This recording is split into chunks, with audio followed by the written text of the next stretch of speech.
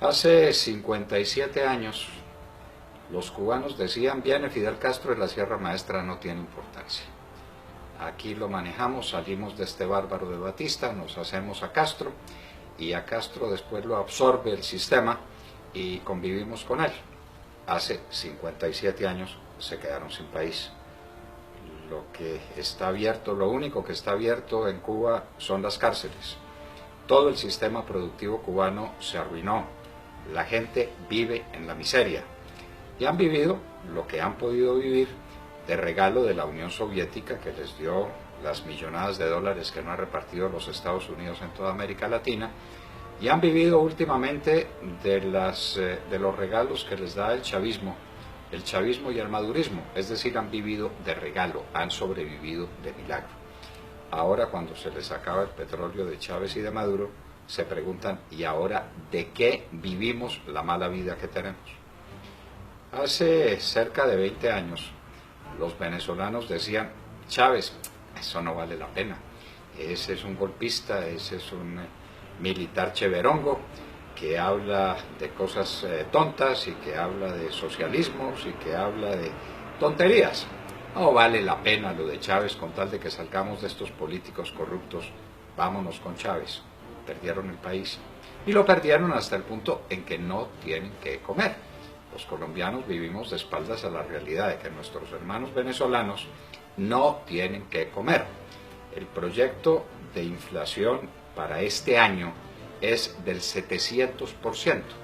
Les acaban de subir el salario 50%. Luego le queda un 650% a los venezolanos para que puedan comer. Pero tienen un problemita, y es que, siendo tan altos los precios, van a los supermercados y no encuentran las cosas, porque el aparato productivo lo arruinaron, porque el campo lo destruyeron, porque no tienen con qué importar alimentos, y eso en el país más rico de América y uno de los más ricos del mundo, que es Venezuela. Los colombianos estamos jugando el mismo juego, el de los cubanos hace 57 años, el de los venezolanos hace 20, esto de que vienen las FARC y de que Juan Manuel Santos les está entregando el país y que va a haber distintas zonas de la nación entregadas a la guerrilla de las FARC. En fin, ahí vemos cómo nos vamos a batir.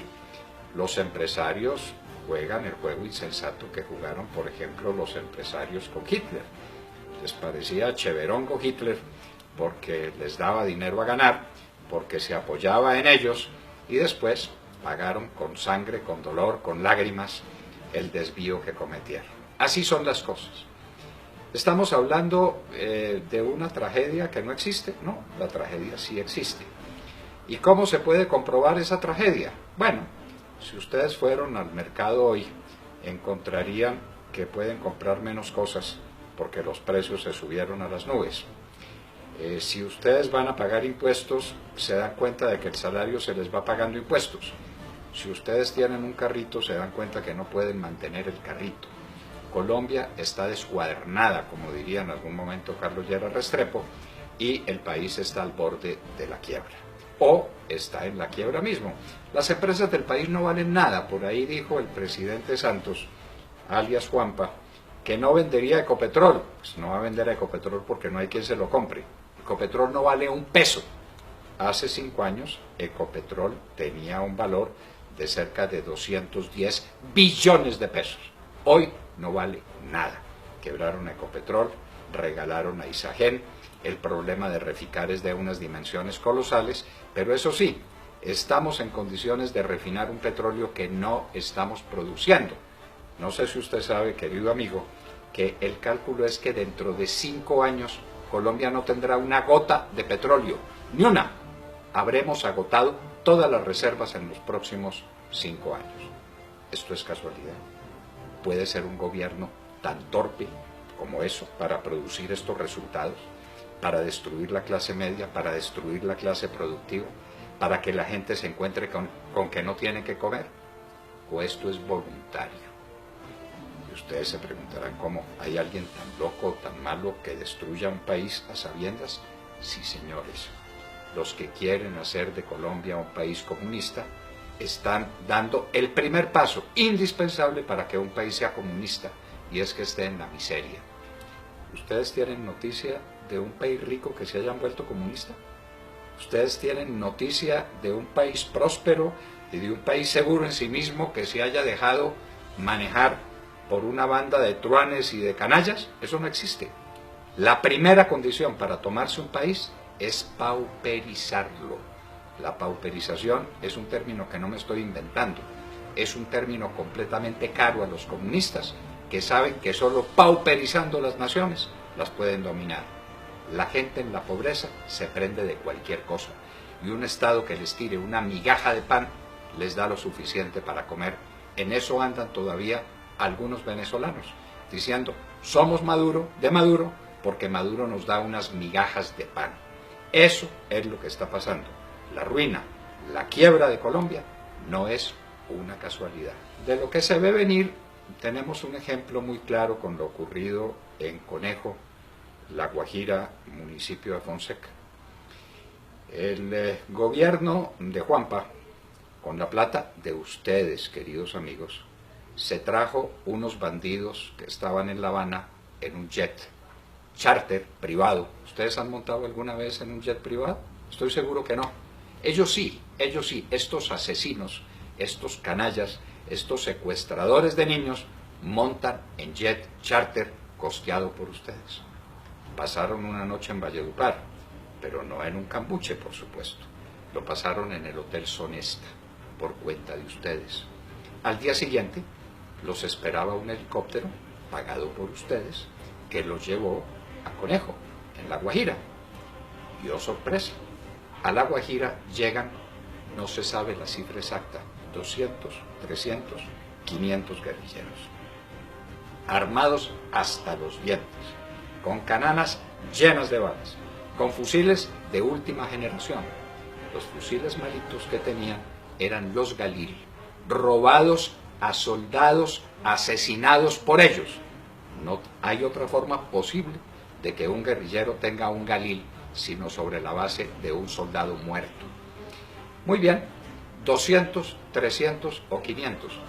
¿Cómo se movilizan? ¿Cómo llegan 300 bandidos de esos armados con fusiles de última generación hasta un municipio de La Guajira que queda, un corregimiento de La Guajira que queda al pie de Fonseca? ¿Dónde está una de las unidades militares más importantes del país? La unidad Rondón.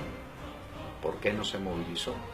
Porque tenía orden de violar la Constitución y la ley, porque tenía orden de quedarse en su sitio, porque tenía orden de entregarle la tierra colombiana a los bandidos. Pues ahí estuvieron. Se tuvieron que movilizar por la noche, la pasaron tranquilamente.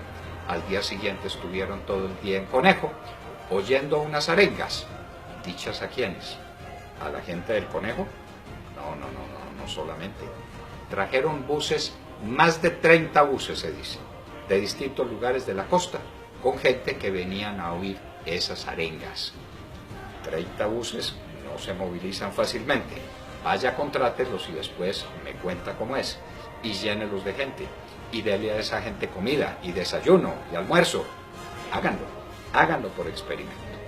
Pues llegaron al Conejo, oyeron a estos bandidos de las FARC echarles las arengas que quisieron, se tomaron la escuela.